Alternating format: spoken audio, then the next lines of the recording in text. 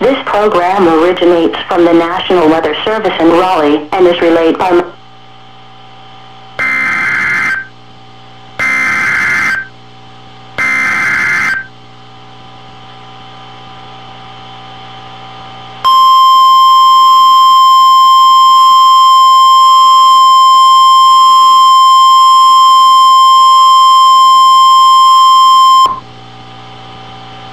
The National Weather Service in Raleigh has issued a tornado warning for northern Randolph County until 2:15 p.m.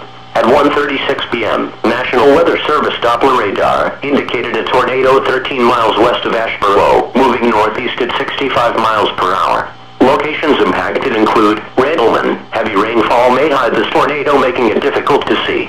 Do not wait to see or hear the tornado. Take cover now. Please report severe weather to the National Weather Service by calling 1-877-633-6772 or notify your local law enforcement agency.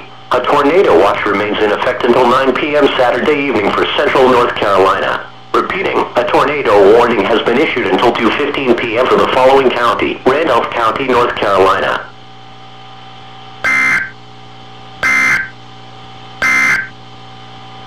This is NOAA Weather Radio, all hazard station WA.